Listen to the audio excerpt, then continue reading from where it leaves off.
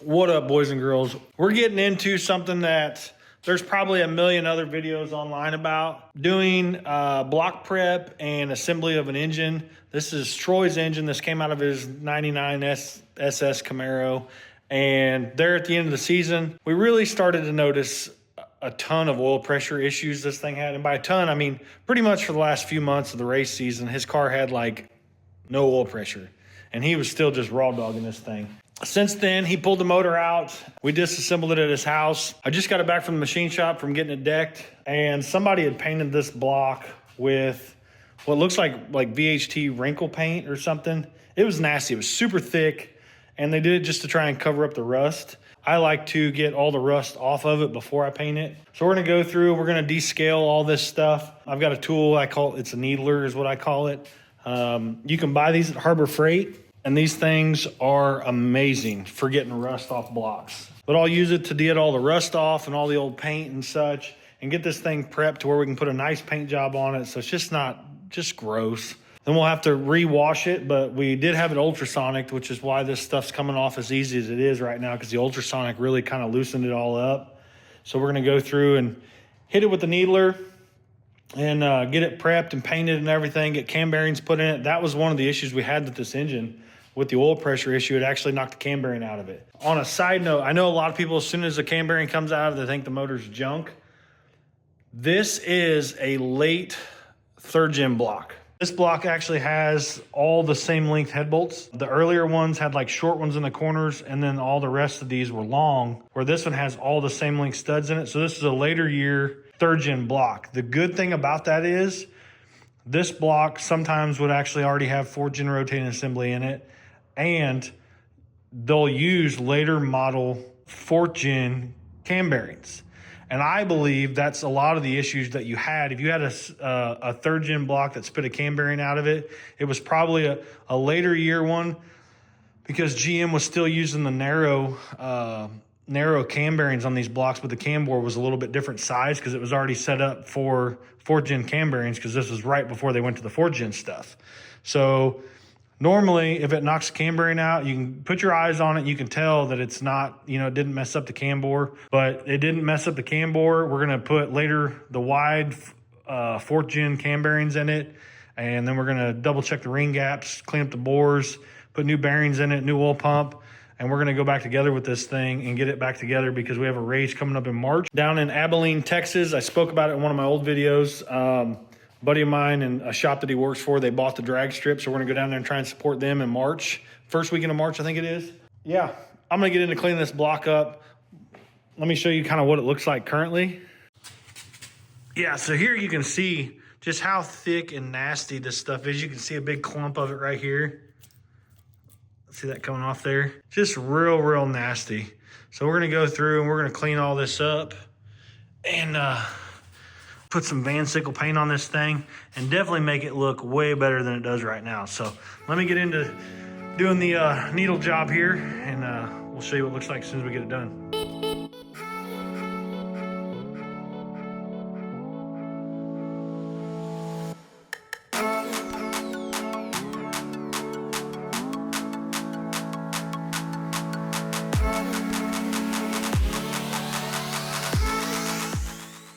All right, and just like that, we got all the old paint and stuff off of it. We got a fresh coat of Van Sickle black on it.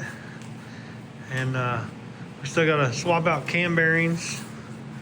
And then we're gonna dingle ball hone the bores.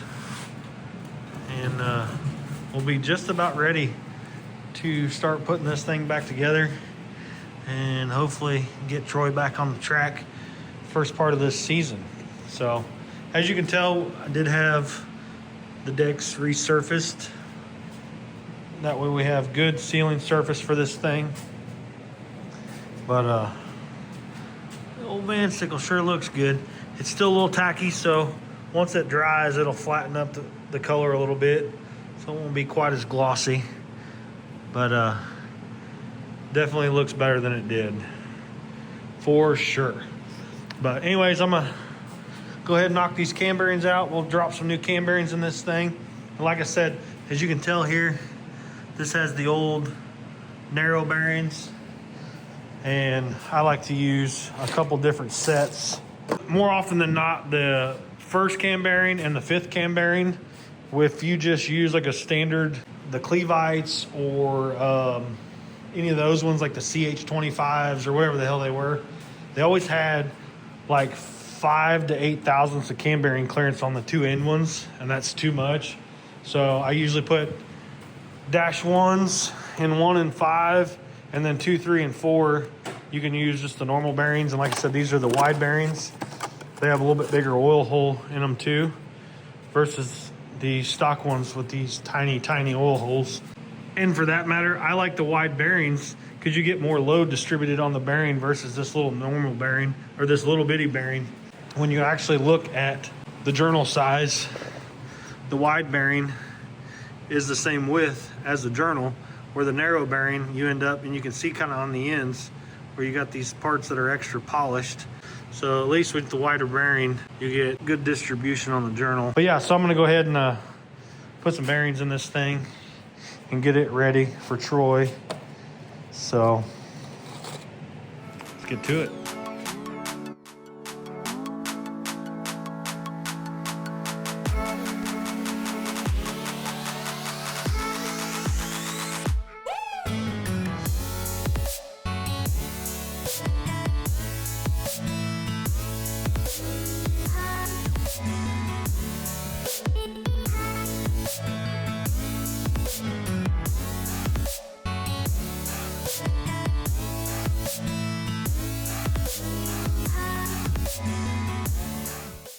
All right, so we got our new cam bearings in, and as you can see, all the holes are nice and lined up.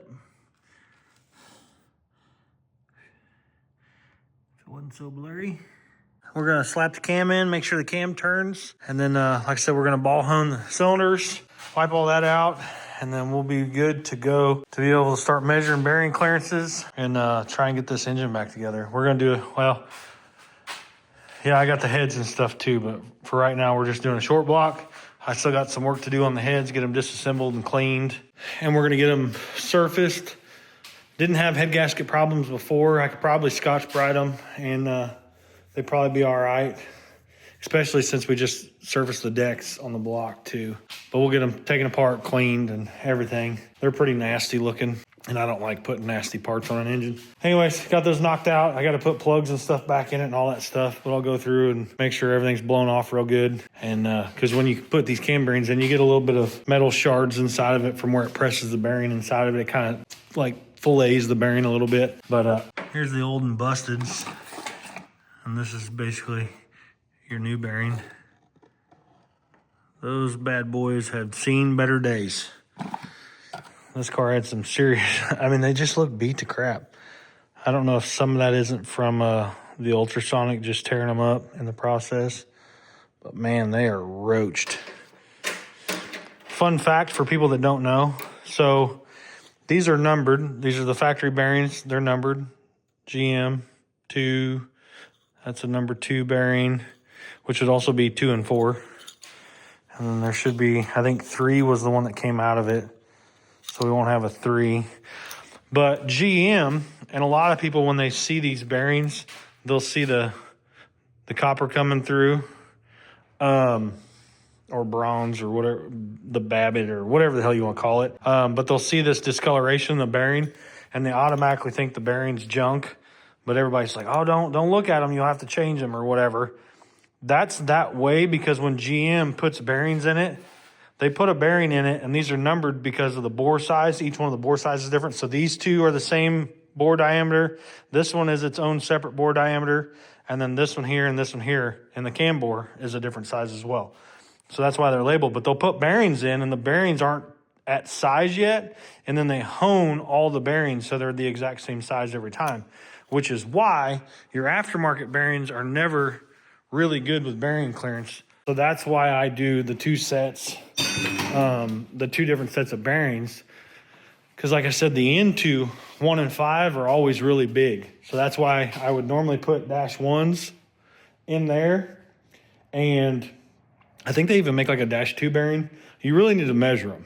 But I've done thousands. I mean, thousands of these engines. And I'm very familiar with them. Let's just say that. So I usually use, in the iron blocks, I usually use the -1s in the 1st and 5th bearing. And then I'll use the standard ones in 2, 3, and 5, or 2, 3, and 4. Aluminum blocks, you can pretty much run the -1s all the way through it, and they're usually pretty good. So every now and then you'll get one, because 1 in 100, you'll get one that's got a weird cam bore size. For whatever reason, GM dropped the ball on some of them. But every now and then you'll have to mix and match and stuff. So I'll normally try and keep 2 or 3 sets of different bearings in stock. That way I can manipulate it and do what I need to do to get bearings to work. But anyways, I'm gonna get back to it and work on trying to get this thing ready to assemble. All right, so we got it all ball honed. Cylinder walls on this thing actually look really good. Most of them are usually pretty beat up. This one's got a couple little spots in it, but I mean, nothing that's gonna hinder this thing from making a bunch of power. Like I always say, I've seen worse run better.